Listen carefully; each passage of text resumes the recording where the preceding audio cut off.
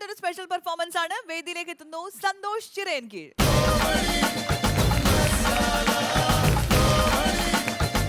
സന്തോഷ് നമസ്കാരം. നമസ്കാരം. നമസ്കാരം പറയും. ഇത് ചിലരുടെ തമിഴുണ്ടല്ലോ, ഹാപ്പി ബർത്ത്ഡേ എന്ന് പറയുമ്പോൾ നമ്മളോട് തിരിച്ച് ഹാപ്പി ബർത്ത്ഡേ എന്ന് പറയും. കേട്ടോ, എന്ത് പറഞ്ഞാലും നന്ദി പറയുന്നത് വളരെ നല്ലൊരു കാര്യമാണെന്നാണ് ഞാൻ കരുതുന്നത്. എന്നാലും നമസ്കാരം പറയുമ്പോൾ തിരിച്ച് നമസ്കാരം പറയേണ്ടത്. വീണടുത്ത് കിടന്ന് ഇനി ഉരുളൊന്നും വേണ്ട. ഓക്കെ, എന്താണ് ഇന്നത്തെ സ്പെഷ്യൽ പെർഫോമൻസ്? ഞാൻ കുറച്ച് പഴയ താരങ്ങളെയും പുതിയ താരങ്ങളുടെയും ശബ്ദം അനുകരിക്കാൻ ശ്രമിക്കുകയാണ്. ആദ്യമായിട്ട് ഞാൻ ചിറയൻകീഴിൽ നിന്നാണ് വരുന്നത്. അപ്പോൾ ചിറയൻകീഴിൽ നിന്നും മലയാള സിനിമയിലെത്തിയ രണ്ട് വലിയ കലാകാരന്മാരുണ്ട്. Sri Prem Nazir sir, GK Pillai sir, അതുപോലെ വേറെയും ഒരുപാട് ഉണ്ട്. അപ്പോൾ ഇവരുടെ രണ്ടുപേരുടെ ശബ്ദത്തിൽ നിന്നും നമുക്ക് തുടങ്ങാം. ആദ്യമായി ശ്രീ പ്രേം നസീർ സാറിൻ്റെ ശബ്ദം, പടയോട്ടം എന്ന സിനിമയിലെ ഒരു ക്യാരക്ടർ. ഇതിനു വേണ്ടിയാണ് ഞാൻ ഇത്രയും കാലം ജീവിച്ചത്. ഈ ഒരു നിമിഷത്തിന് വേണ്ടിയാണ് കഴിഞ്ഞ 7000 രാവുകൾ എണ്ണി എണ്ണി ഉറക്കം മുളച്ച് ഞാൻ കാത്തിരുന്നത്. നീ കരുന്ന പോലെ ഞാൻ പഴയ ഉദയനല്ല. കണ്ടോ, നീ ഇത് കണ്ടോ? ഇതെല്ലാം എൻ്റെ ഉടലിലേറ്റ വടുക്കളാണ്, എൻ്റെ മനസ്സിൻ്റെ ആഴങ്ങളിലേറ്റ മുറിവുകൾ. അതൊരിക്കലും നിനക്ക് കാണാനാകില്ല.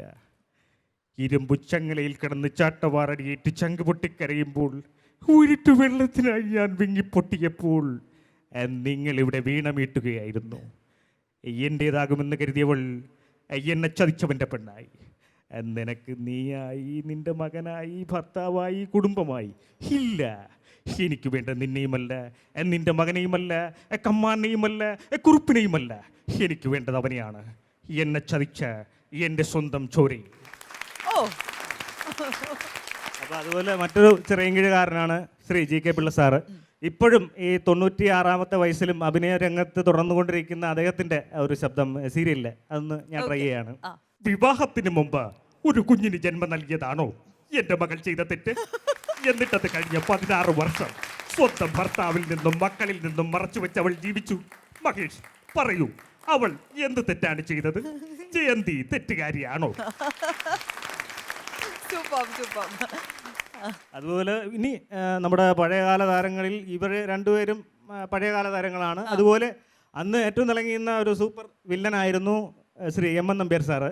അദ്ദേഹത്തിന്റെ ശബ്ദം, രാഘവൻ ഭാഗ്യവാനാണ്, സുന്ദരിയായ ഒരു ഭാര്യ, യോഗ്യനായ ഒരകൻ, എനിക്കങ്ങനെ ആരുണ്ട്. അതുപോലെ നമ്പ്യാർ സാറിന്റെ ഒരു ഇന്റർവ്യൂ, അപ്പോൾ എന്നോട് ഇന്റർവ്യൂ ചെയ്യുന്നതായിട്ട് ചോദിക്കുകയാണ്, നമ്പ്യാർ സാറേ, സാറിന്റെ കഴുത്ത് എന്താണ് ഇപ്പോഴും ഇങ്ങനെ ആടിക്കൊണ്ടിരിക്കുന്നത് ചോദിക്കാം. നമ്പ്യാർ സാർ, എന്താണ് സാറിന്റെ കഴുത്ത് എപ്പോഴും ഇങ്ങനെ ആടിക്കൊണ്ടിരിക്കുന്നത്? എന്റെ വീടിനടുത്ത് 2 കുളമുണ്ടായിരുന്നു. എന്നും വൈകുന്നേരമാകുമ്പോൾ ഈ കുളത്തിൽ പെണ്ണുങ്ങൾ കുളിക്കാൻ വരുമായിരുന്നു. അവരുടെ കുളിച്ചിൽ മാറി മാറി നോക്കിയാണ് എന്റെ കഴുത്ത് ഇങ്ങനെ ആയിപ്പോയത്.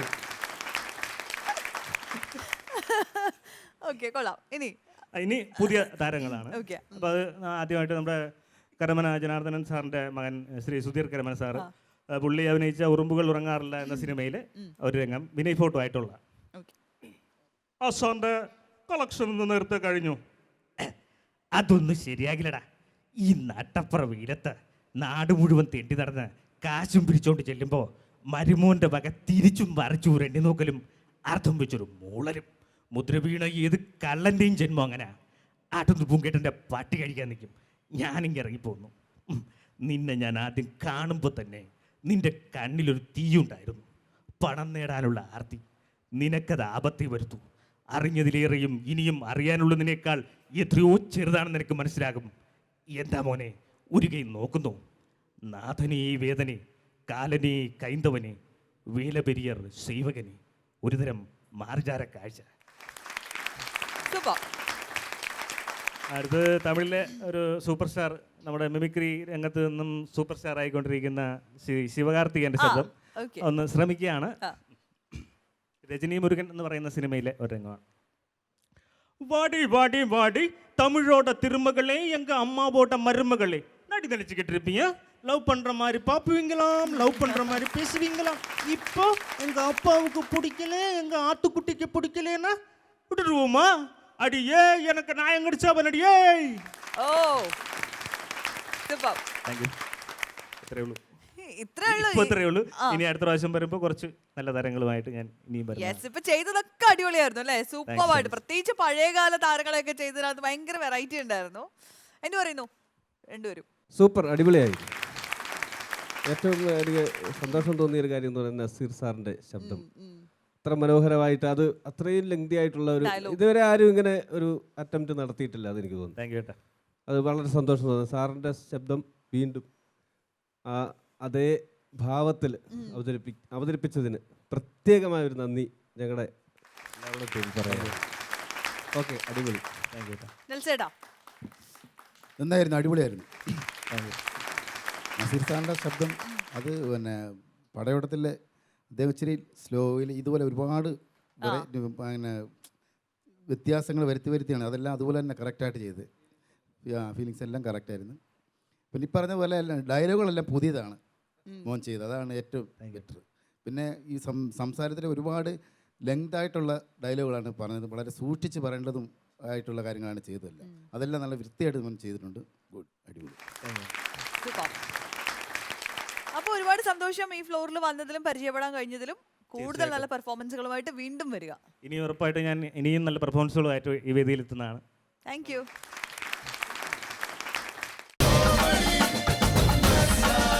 നമ്മളങ്ങനെ ഗെയിം സോണിലെത്തി നിൽക്കുകയാണ്. മഴ ആയതുകൊണ്ട് നമ്മൾ ഈ ഗെയിംസിന്റെ പാർട്ടായിട്ട് കുറച്ച് കുടയൊക്കെ ഇവിടെ സെറ്റ് ചെയ്തിട്ടുണ്ട്. അടിപൊളി കുടയാട്ടോ.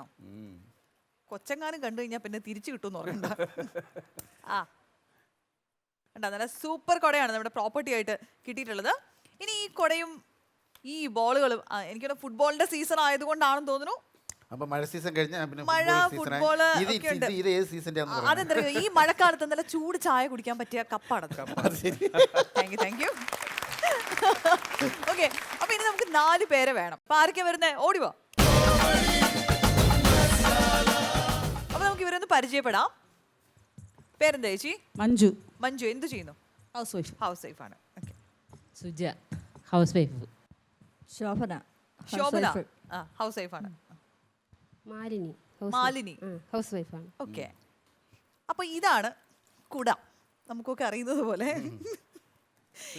ആ കുട. അപ്പൊ ഇത് നമ്മൾ ഈ എന്താണ് റിലേ ഗെയിംസ് ഒക്കെ ഉണ്ടല്ലോ, ഒരാളിങ്ങനെ കയ്യിൽ നിന്ന് പാസ് ചെയ്യുക, ബോൾ പാസ് ചെയ്യുക, അല്ലെങ്കിൽ ഇത് റോഡ് പാസ് ചെയ്യുക, അങ്ങനത്തെയൊക്കെയുള്ള ആക്ടിവിറ്റീസ്. അപ്പോൾ ഇത് അതുപോലത്തെ ഒരു ആക്ടിവിറ്റിയാണ്.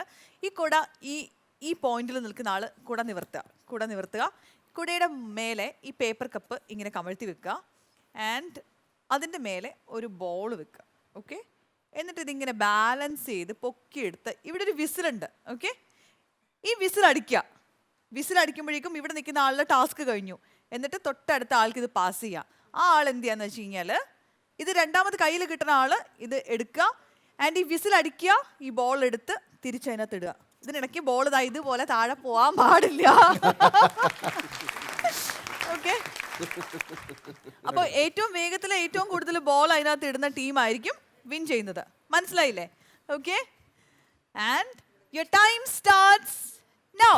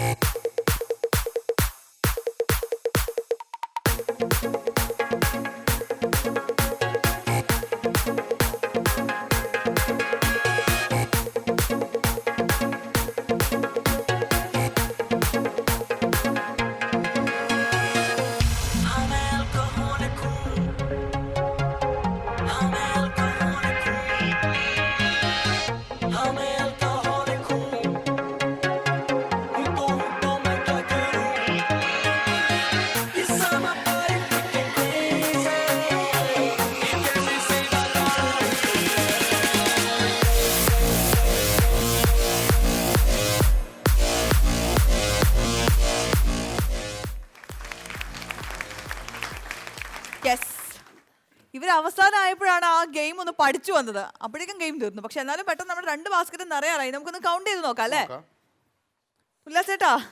7. ഷെടാ. 2 4 6 7. ഓ, നിങ്ങൾ ജയിച്ചോ? ഈ ശോഭന ചേച്ചിയുടെ ആദ്യത്തെ പോക്കൊക്കെ കണ്ടപ്പോ ഞാൻ വിചാരിച്ചു 2 4 6 8 ഒരു ബോളിന്റെ വ്യത്യാസത്തിൽ അവർ വിൻ ചെയ്തിരിക്കുകയാണ്. കൺഗ്രാറ്റുലേഷൻസ്. എനിവേസ് അപ്പോൾ ഞാൻ ഇവിടെ സ്റ്റഡി ചെയ്ത് പറഞ്ഞു കൊടുത്തു കൊടപ്പൊക്കെ പിടിക്കാൻ. കേട്ടില്ല. ആ ചേച്ചി കേട്ടില്ല. അതാണോ? എന്ത് ചെയ്യാനാ, സമ്മാനം പോയില്ലേ? ആ വിസിലിൽ ഇങ്ങനെ നമുക്ക് പിടിച്ചേക്കും, അത് മേളോട്ട് കൈ പിടിക്കാൻ പറഞ്ഞു, അതും കേട്ടില്ല. പോട്ടെ ഉല്ലാസേട്ടാ. സാരമില്ല, പോട്ടെ. ഉല്ലാസേട്ടന്റെ വിഷമം എനിക്ക് മനസ്സിലാവുന്നുണ്ട്. കുഴപ്പമില്ല, ഞങ്ങളുടെ ബ്രസീൽ തോറ്റു. ഇതിൽ അതിൽ അതിന് വലുതൊന്നുമല്ലല്ലോ. ഓക്കെ, അപ്പൊ എന്തായാലും ശോഭന ചേച്ചി ആൻഡ് മാലിനി ചേച്ചി, ഇപ്പൊ അവർക്ക് രണ്ടുപേർക്കും നമ്മുടെ ഒരു സമ്മാനം ഉണ്ട്. വിഷയം ഞാനുണ്ടാക്കും. വിഷയം അറിയില്ല എന്നെ കുറിച്ച്. ഞാൻ ആരാധനമോ വലിയ വിഷയം ഞാനുണ്ടാക്കും. വിഷയം എന്ത് പ്രശ്നം എന്താണ്? പ്രശ്നമാണോ? വിഷയം ഉണ്ടാക്കുന്നത് ആ, ഞാനേ ആനവണ്ടിയുടെ ഡ്രൈവറാ. പാപ്പാനായിരുന്നു. ഇപ്പൊ പാപ്പാമാർക്ക് യൂണിഫോം ഒക്കെ ഉണ്ടോ? പാപ്പാനല്ലെന്ന് KSRTC വേറൊരു വിഭാഗം വണ്ടിയിട്ട് ആനവണ്ടി. ആ ആനവണ്ടിയുടെ ഡ്രൈവറാ ഞാൻ. പുച്ഛിച്ച് സംസാരിച്ചേ കുറച്ചില് പോലെ. ഞാനേ ചുമ്മാ ഓടി വന്ന ഡ്രൈവർ ആയതല്ല, പാരമ്പര്യമായിട്ട് ഞാൻ ഡ്രൈവർ, എന്റെ ഫാമിലിയിലെ ഡ്രൈവറുള്ള ആളുകളാ. മീനച്ചിലാർ എന്ന് കേട്ടിട്ടുണ്ടോ? കണ്ടിട്ടുമുണ്ട്, അത് കഴിച്ചിട്ടുമുണ്ട്. മീനച്ചിലാർ തിന്നാൻ ഇയാളെന്നടാ ഇയാളുടെ വയറിനെ ഇടുക്കിടാമാണോ? മീനച്ചാർന്നല്ലേ പറഞ്ഞത്? മീനച്ചാറല്ലെന്ന്, മീനച്ചിലാർ, കോട്ടയത്തുള്ള മീനച്ചിലാർ കേട്ടിട്ടുണ്ടോ? ആ, കർക്കിടക മാസത്തിൽ കുലം കുത്തി ഒഴുകുക വെള്ളം. ഇങ്ങനെ റോട്ടിക്കട ആ പാലത്തേക്കട നടന്നല്ലോ, മീനൊക്കെ വന്ന് വാലിൽ കർണക്കുറ്റിക്കിട്ട് അടിച്ചിട്ടു പോകും. ആ രീതിയിൽ ഘോരമായിട്ട് നിൽക്കുന്ന വെള്ളം ചാടുന്ന സമയത്ത് എന്റെ അച്ഛൻ കണ്ണു കെട്ടി ഈ മറ്റേ നീതിദേവത ബൈക്ക് ഓടിച്ചോണ്ടൊരു ഒറ്റ പോക്ക. പിന്നല്ലേ? എന്നിട്ട് എന്തായി? അച്ഛന്റെ കണ്ണിന്റെ കെട്ടഴിക്കുമ്പോ പുള്ളി മീനച്ചിലാറി കിടന്ന് നീന്തുക. അച്ഛൻ എന്നിട്ട് പിടിവിട്ടില്ല. അച്ഛനിങ്ങനെ ആശ്രയത്തിൽ കൂട്ടി പിടിച്ച് വെച്ചോണ്ടിരിക്കുക. ഈ വീലിന്റെ കറക്കം കാരണമുണ്ടല്ലോ, ഈ വെള്ളം മൊത്തം കറങ്ങി ഇടുക്കിടാമ ചെന്ന് വീണ് അങ്ങനെ പറ്റിപ്പോയി. ഇവിടെ വരാൻ കാരണമുണ്ട്. ഈ ഇരിക്കുന്ന ആളുകളില്ലേ, ഇവരിവിടെ വരാനുള്ള കാരണം എന്താന്ന് പറയുമ്പോ ഞാൻ അവിടെ ഇവരെ കൊണ്ടുവന്ന നല്ല ഓഡിയൻസ് ആണ്, നല്ല സഹകരണമുള്ള, നല്ല ഉഗ്ര ഓഡിയൻസ്. എങ്ങനെ? നല്ല നല്ല സഹകരണമുള്ളവരാണ്, നല്ല ഓഡിയൻസ്. ഇവരുടെ സ്വഭാവം നിങ്ങൾക്ക് എന്നാന്നറിയാമോ? ഇവരിങ്ങോട്ട് വരാനായിട്ടൊരു വണ്ടിയിൽ വരുമായിരുന്നു. ഇവരുടെ വണ്ടി ഞാൻ നോക്കുമ്പോ ഇങ്ങനെ ഈ ടൈൽസേൽ ഇങ്ങനെ കാലകന്ന് കിടക്കണ കസാര പോലെ ഇവരുടെ വണ്ടി അവിടെ കിടക്കുക. കൈ കാണിച്ചു. ഞാൻ എന്റെ ഇഷ്ടം, എനിക്ക് ആളുകളെ കാണുമ്പോൾ എനിക്ക് ഭയങ്കര വിഷമായി പോയിട്ട് ഞാൻ വണ്ടി നിർത്തി. ഇവർ ഈ ഫ്ലോറിന്റെ അടുത്ത് ഇറക്കിയിട്ട് ഞാൻ പോകാൻ വേണ്ടി സ്റ്റാർട്ട് ചെയ്യുമ്പോൾ വണ്ടി സ്റ്റാർട്ട് ആവുന്നില്ല. എന്നിട്ട് വണ്ടി സ്റ്റാർട്ട് ആവുമ്പോൾ ഞാൻ ചോദിച്ചു ഇവരോട്, ഒന്ന് കൈ വെക്കൂ എന്ന് വെച്ചു. ഈ ചേച്ചിയോട് ഞാൻ എത്ര പ്രാവശ്യം ചോദിച്ചെന്നറിയാമോ, ഈ കൈ ഒന്ന് വെക്കോ, കൈ ഒന്ന് വെക്കുന്നു. കുണുങ്ങ എന്നുള്ളത് എന്റെ മനസ്സിന് പോയി, വിഷമായി പോയി. തള്ളി തന്നില്ലെന്നേ. പക്ഷെ ഞാൻ അങ്ങനെയല്ല. ഒരു ദിവസം ഞാൻ ഇവരോട് പറഞ്ഞിട്ട് കാര്യമില്ല, ഇവരെന്നെ പറ്റിച്ചല്ലേ. ഒരു ദിവസം ഞാൻ വാഗമണ്ണിക്കടെ വണ്ടി ഓടിച്ചോണ്ട് പോകുന്ന സമയത്ത് ഞാൻ ഇങ്ങനെ ഇടത്തോട്ട് തിരിച്ചിങ്ങനെ നോക്കുമ്പോ പൊന്നു മോനെ ഒരു ജീപ്പ്, രണ്ട് വീല് ഇവിടെ, രണ്ട് വീല് കൊക്കേല, ഒരു വള്ളിയിൽ തൂങ്ങി കിടക്കുക. ഞാൻ എന്ത് ചെയ്തു? ഞാൻ അപ്പൊ തന്നെ ഒരു കണ്ണ് കാണാൻ പാടാത്തൊരു ചേട്ടൻ ഉണ്ടായിരുന്നു, പുള്ളിയുടെ കയ്യിൽ സ്റ്റിയറിംഗ് കൊടുത്തിട്ട്, അല്ലെങ്കിൽ അത് വേണ്ട, ഒരു കാല് പാടാത്തൊരു ചേട്ടൻ്റെ കയ്യിൽ സ്റ്റിയറിംഗ്, മറ്റേ നിങ്ങൾ വിശ്വസിക്കില്ല, കൊടുത്തിട്ട് ഞാൻ നേരെ വണ്ടിയിൽ നിന്ന് ഇറങ്ങി അപ്പുറ കടയിൽ പോയി നിന്നിട്ട് 5 പൊറോട്ടയും മേടിച്ചോണ്ട്. ആ സമയത്ത് കഴിക്കാനാണ് വിശപ്പല്ലെന്ന്. ഈ പൊറോട്ട ഈ ചുമ്മാട് പോലെയല്ലേ ഇരിക്കണത്, അതിങ്ങനെ തലയിൽ വെച്ചിട്ടുണ്ടല്ലോ, ഈ വണ്ടിയിൽ വെച്ചിട്ട് ഇങ്ങനെ തള്ളി അങ്ങ് കയറ്റി. എന്നിട്ട് ബാക്കിലേക്ക് തള്ളി കഴിഞ്ഞപ്പോഴത്തേക്കും ബാക്കിലെ വീല് പകുതി മുറിഞ്ഞിട്ട് ഇങ്ങനെ അർദ്ധചരന്തന്റെ വിട്ടിരിക്കുക. അത്രയ്ക്ക് ഭയങ്കര തള്ളായിരുന്നു. എന്റെ ചേട്ടാ, ഞാൻ ഒരു കാര്യം പറയട്ടെ, ചേട്ടനെ ഇപ്പൊ ഈ തള്ളണ നല്ലോണം തള്ളിയിരുന്നെങ്കിൽ ആ ബസ് തമ്പാനൂർ സ്റ്റേഷനിൽ വരെ വന്ന് നിന്നേനെ. അതെ ചേട്ടാ, ഞാൻ നിങ്ങൾ ഡ്രൈവറെ കാണുമ്പോൾ ചോദിക്കണം വിചാരിക്കുക, ഈ KSRTC നഷ്ടത്തിലാണെന്ന് പറയുന്നത് ശരിയാണോ? ഇതൊന്നും അറിയാൻ പാടാതിരുന്ന് സംസാരിക്കുക. നഷ്ടത്തിലാ ഓടുന്നെന്ന് പറയുന്നത് ശരിയാണോ? ചില ഗ്രാമത്തിലെ ആളുകളുണ്ട്, അവരെ പഞ്ചായത്ത് വിട്ട് പുറത്തു പോയിട്ടില്ല, എന്നാൽ അമേരിക്കയിലെ കാര്യം പറയുള്ളൂ. ഇത് ആരെ പറഞ്ഞ നഷ്ടത്തിലാ? ഞാൻ ഇത്ര വർഷത്തെ എക്സ്പീരിയൻസ് വെച്ച് ഞാൻ പറയാണ്, KSRTC നഷ്ടത്തിലല്ല ഓടുന്നത്, പിന്നെ ഡീസലിലാണ് ഓടുന്നത്. കറണ്ടാക്കിയല്ലോ, കറണ്ട് വണ്ടി അപ്പൊ ലാഭമായില്ലേ? ആർക്ക് ലാഭം? KSRTCക്ക് ലാഭമില്ല. കറണ്ടിലല്ലേ ഓടുന്നത്. ഈ പൈസ മൊത്തം നമ്മൾ അങ്ങോട്ട് കൊണ്ടേ കൊടുക്കണം. കൊണ്ടേ കൊടുത്തില്ലെങ്കിൽ ഉണ്ടല്ലോ വീട്ടിലെ വീസൂരിനാര് അവരൊന്ന് ഹെഡ്ലൈറ്റ് ഉരുക്കൊണ്ടു KSCBക്കാര്. പിന്നെ ഞാനുണ്ടല്ലോ ഈ ചിരട്ടയുടെ ഇവിടെ മെഴുകുതിരി കത്തിച്ചിട്ട് ഈ ചീട്ട് കളിക്കാൻ റബ്ബർ തോട്ടത്തേക്കിടെ ആൾക്കാർ പോകില്ലേ, അതുപോലെ ഞാൻ വണ്ടി ഓടിച്ചോണ്ട് പോകേണ്ടി വരും. അപ്പൊ അതുകൊണ്ട് പിന്നെ വേറെ സംഭവമുണ്ട്, ഈ പണ്ട് ഈ KSRTCയും KSCB ഉണ്ടായിരുന്ന കാലം പോലുള്ള ഒരു ബന്ധമുണ്ട്, അതുകൊണ്ട് ഇവര് വീസൂരി കൊണ്ടുപോകില്ല. ആ ബന്ധം നമുക്ക് അറിഞ്ഞിട്ടില്ല, അങ്ങനെ ബന്ധമുള്ള കാര്യം. അങ്ങനെ ഒരു ബന്ധമുണ്ട്. അങ്ങനെ ഒരു ബന്ധം ഇല്ല. ഒന്നാമത് ഈ KSRTCക്ക് ബ്രേക്ക് ഇല്ലല്ലോ. ഈ ബ്രേക്ക് അഥവാ ഉള്ള ബ്രേക്ക് പോകുമ്പോ ഇടിച്ചു നിർത്തണ എവിടെയാ? ഈ KSCBയുടെ പോസ്റ്റിലില്ലേ.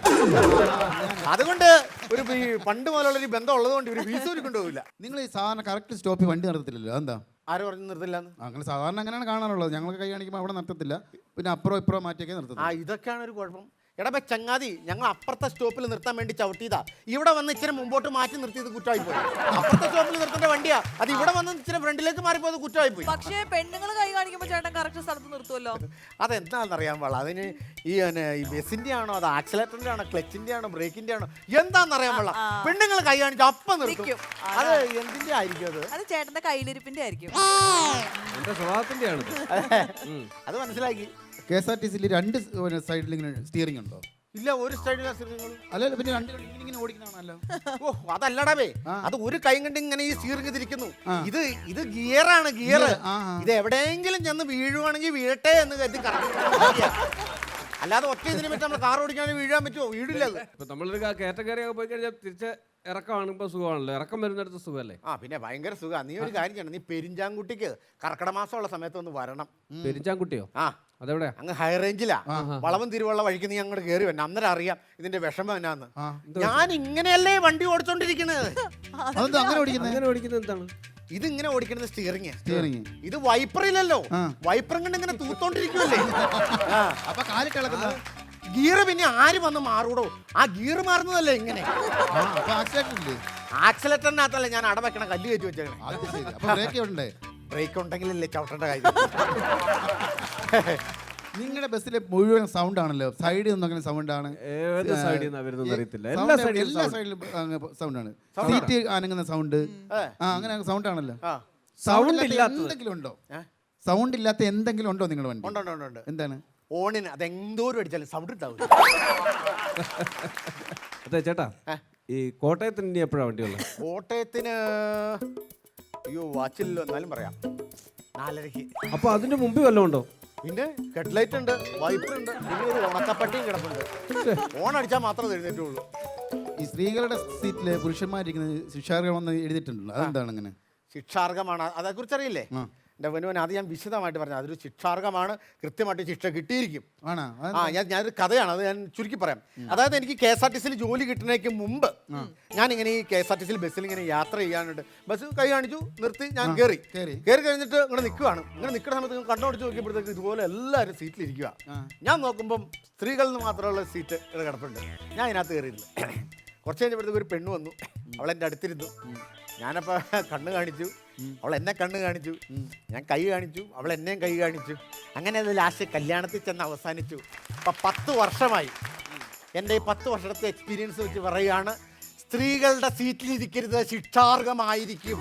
ശിക്ഷാർഹം അനുഭവിക്കും. വലിയ വില കൊടുക്കേണ്ടി വരും, വലിയ വില. കഷ്ടം, നീറുന്ന മനുഷ്യനാണ് കേട്ടോ.